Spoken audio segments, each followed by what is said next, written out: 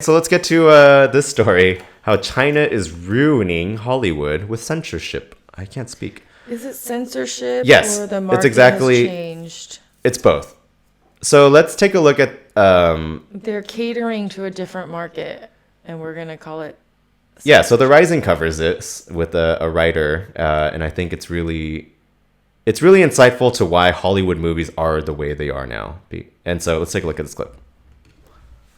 AMC and Regal have both announced plans to reopen their theaters, but Hollywood has still suffered some major financial losses from the pandemic. The expected tentpole films for the major studios all been pushed back, with Mulan expected to be the first release later this summer. So these films are not only critical to the studio's bottom line, but to one of their most important relationships. That's the Chinese government. So the Federalist cultural reporter Emily Jashinsky recently wrote about Hollywood and Chinese cozy relationship and why 2020 could permanently change it. So Emily joins us now via Skype to kind of discuss her piece. Good to see you, Em. Thanks for joining us. Hey, guys. Yeah, thanks for having me.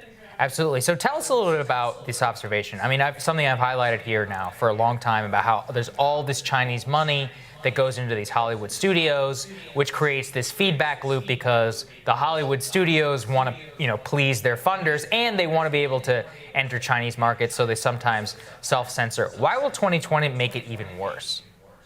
Yeah, I mean, I reported this story out in January, late December and early January. So it was right before things really got crazy in our relationship with China and with Hollywood's relationship with China. I mean, theater chains have been shut for months now, not just here in this country, but overseas. And that's creating like some incredible financial constraints for them. So it makes that Chinese market even more important to their bottom line. And why we should be concerned that the Chinese market is so important to their bottom line is because it means that they censor scripts. In the story that I reported out, I talked to a Hollywood executive. His name is Chris Fenton, who mentioned that actually some of these scripts are censored before they're even written. Scriptwriters in Hollywood know now not to make China the enemy of any movie, and to include certain things in their films or not. I mean, Bohemian Rhapsody was censored just last year. Some of the gay part of the storyline were taken out so that it could be shown in Chinese theaters. So that's where you see this relationship with China becoming problematic. And also, let's remember, Hollywood doesn't want to do business in the state of Georgia after they pass an anti-abortion law. Well, okay, the Chinese government is repressing Uyghur Muslims in concentration camps. Right. So there's all stealing kinds their kidneys, but that's fine. Right. Yeah. No. Who cares? Okay, so what they were saying basically is that Hollywood... China is such a big market for Hollywood that Hollywood writers are now pre-censoring their scripts because they know what is not going to work in China. Like the American version, China version. No, or even just taking it straight out of the American version because they don't even want to deal with two. So like the Bohemian Rhapsody is one, the Freddie Mercury biopic where they took out the gay scenes because it wasn't going to do well in the China market. And think about how similar all of the Avengers. Do they think there's no gay people in China?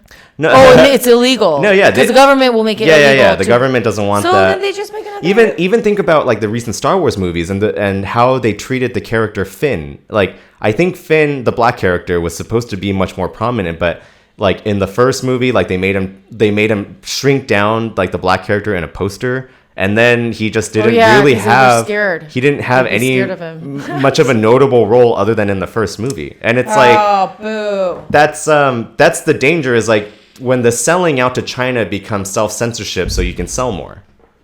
And that's what Hollywood is going through. Doing. Yeah, Hollywood is a product, and that's what I'm saying. Their market has changed, and now we're upset because.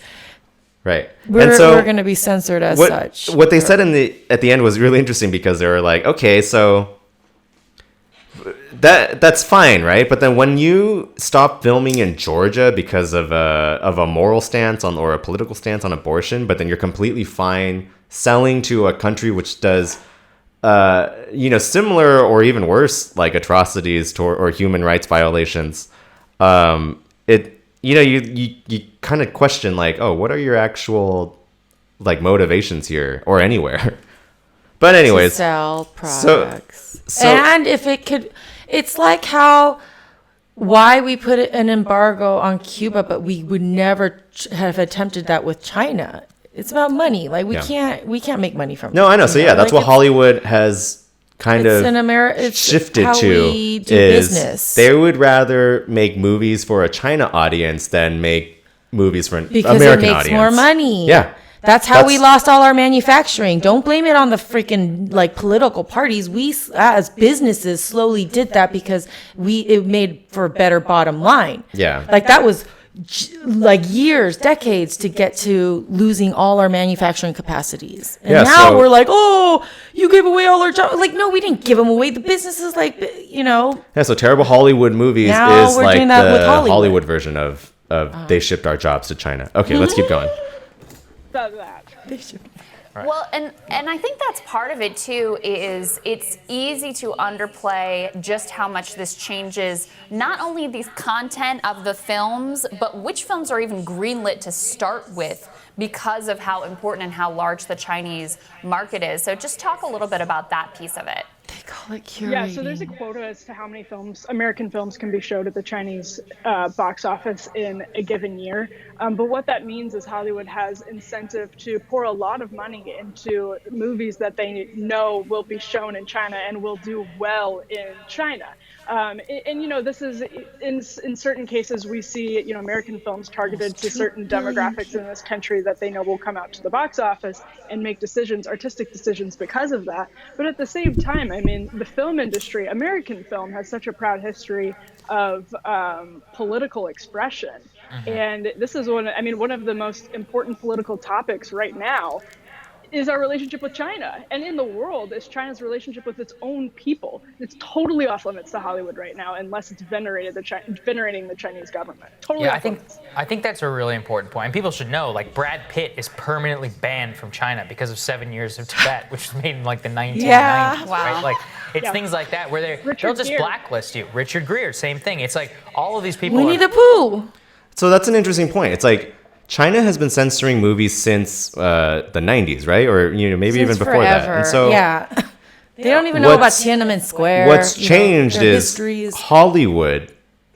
You know what I mean? China didn't change. because now Chinese people are able to pay the ticket price. There's a bigger market. Even if they sold a ticket to every single person in the U.S., all they have to do is get 25% of the population there, and they've beat that. Yeah, so those numbers. So I think in a sentence, the issue here is Hollywood prioritizes, I guess, money over artistic expression.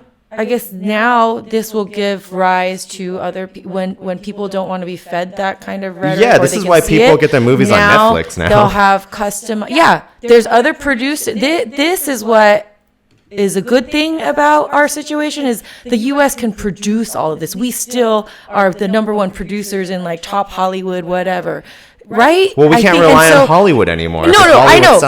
But so many people in the U.S. know how to produce things like this. Like so many people know how to self-produce, and they are doing that. And we have platforms to show that, and that's why I think there's a rise in individual, more indie stuff. Indie films will have to lead the way in artistic expression if they are okay not making a bunch of money in China, I guess. Okay. Which is fine because they're selling to the China market. You can sell to the market left behind here because there's still a huge market here, and it's true. U.S. are huge consumers. So yeah, let's keep going with this. We made him freeze.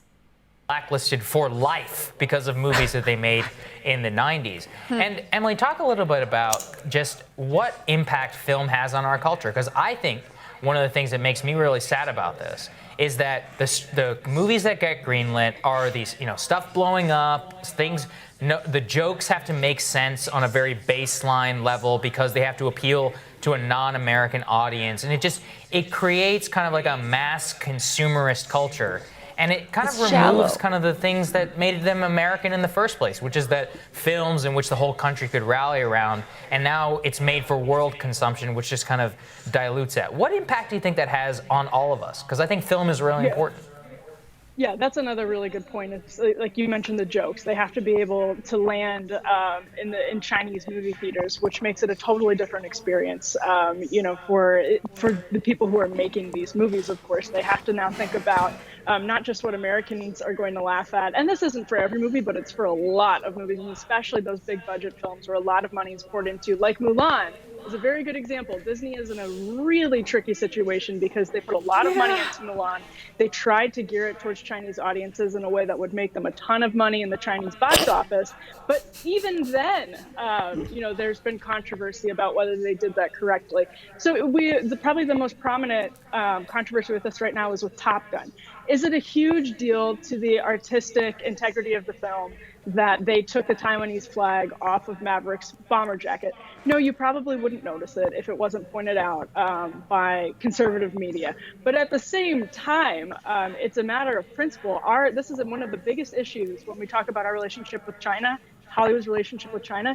Our Pentagon spent a lot of, collaborated with the makers of Top Gun. And then they took the Taiwanese flag off the bomber jacket. The Pentagon uses Hollywood movies as training exercises and, PR in some cases. And that collaboration, I think, is extremely problematic. So is it a big deal that the Taiwanese flag isn't on Maverick's bomber jacket? No, but there's other things that we're not even noticing because we don't know what's getting left on the cutting room floor, or even not even, this is the scariest thing, is what people aren't even putting into their scripts. The ideas that they aren't even coming up with, because they know it will never get greenlit by a major studio. Yeah. Really but what is honestly the answer here? Because, we're focused. Well, I want to kind of go back to what Sagar said about the saddest thing for him is that all of the jokes now are dumbed down for an audience that doesn't know our culture. Yeah, basically world consumption over American culture. That's what pop culture has turned into. Which makes sense. When it comes to American blockbuster movies, pop culture has just been dumbed down for world consumption over you have to American culture. Otherwise, it leaves them feeling out of the loop sometimes, unless they're really interested in trying to go into depth. You know what I mean? But I think that's why you see a lot of success with Judd Apatow or Seth Rogen and those guys who make those comedies, is because what they're doing is so it's part of a unique American culture that a lot of people are interested in, and they're not really. Yeah, remember the movie OC, Orange County? I couldn't believe how many people watched it. Yeah, there was a TV show too. And when I went to Japan, I remember so weird that people are interested in this tiny little I visited Japan in 2008, and I would tell everyone that I'm from Los Angeles because I didn't think anyone knew where Orange County was. Yes, until that came out. But then when they asked me, "Have you ever been to Orange County?" I'm like, "Yeah, I live there actually." That's where I'm from. And then their eyes brighten up, and they're like, "You know the show, The OC?" I'm like, and then there's The Hills, and there's all these shows in Southern California. So many. And it's American culture has kind of a big influence and a value because people want to see. I guess that's where reality TV shows get their value, is that it shows people a part of culture that they would otherwise not see. And so that's what I think his issue with. He's sad about mainstream. Hollywood movies is that they're missing that culture because they would rather take that out so that they could be more inclusive for the world audience and consumption. I feel it's not like they are limiting our true production. They're actually just helping then make room for people to come up and because people have been for a long time tired of the Hollywood. Yeah, but they feel like there's a lot of people don't want to spend the effort finding those things. I think those things are going to come out. The benefit to Hollywood movies is they get distribution and marketing. But look how we're shutting down our theaters again. No, but still Disney movies are still. That's why we're making our videos. Disney movies are the only movies people go to see when they go out. It's when you count the Avengers or Star Wars or whatever movies or Pixar, whatever movies they make, they're literally the only movies people go and see in theaters. And do you expect Disney to be very in depth? No, I'm just saying they're the only ones that have big studios are the only ones that have the marketing and distribution to reach a broad audience. And that's what Sagar's saying. Is he's sad that now he has the American to go search culture for better content. Yeah, I guess. Okay, let's That's keep how I going with felt this. There's a too. minute and 14 left. Okay. Honestly, the answer here, because I mean, we're focused on China. I think that's important because that's a significant global issue that affects our politics here and geopolitics all around the world. But what you're really describing is just capitalism. I mean, playing to the mass market, the lowest common denominator. You know, I thought Trolls 2, Trolls 1 I actually kind of like. Trolls 2 was a terrible movie. And yet it does amazing because it hits this point of like, you know, it's sort of accessible and bubblegummy for everyone. So like, what is the answer to that? Yeah, so my perspective is that the answer is more capitalism, and I would encourage American consumers to start making their demands known and saying, you know, I'm not going to go to Top Gun 2 if you take the Taiwanese flag off the bomber jacket. I knew this. I knew her libertarian streak was coming. Yeah. I have another idea. Ban it. Ban it. Well, Ted Cruz is trying to. He's a conservative. Ted Cruz is trying to prevent the Pentagon from working on films where there's censorship on behalf of the Chinese government. The Chinese censors have to look at scripts and everything before the movies are shown in the Chinese box office. So Ted Cruz does have a bill, which I support. I think that's an important bill. But I would also just encourage American consumers to not patronize movies that are going to do this BS. Yeah, well, good. Don't patronize bad movies like Trolls 2 also. Yeah, vote with your wallet, people. That's all right. the American way. So do you know who did an excellent episode on this? Was South Park. Of course. I know. So I cut together. I relate with South Park. It was so controversial when I was in college, but that was like 20 years ago. Yeah, so let's take a look on South Park's coverage of China censorship in American Hollywood media. Babies, by the way. So you can make a record. Wait, they all moved to Colorado with them? No, they all live in Colorado. Oh, they all live there. Yeah. I thought he moved out of. He's the one in Mao the glass. Zedong. Wait, is that Mao Zedong? Oh, yeah. Hi, everyone. Hope you liked the video. Remember to like and subscribe if you want to see more. Happy 420, wherever you are. Bye. And if you don't have buds, we're your buds.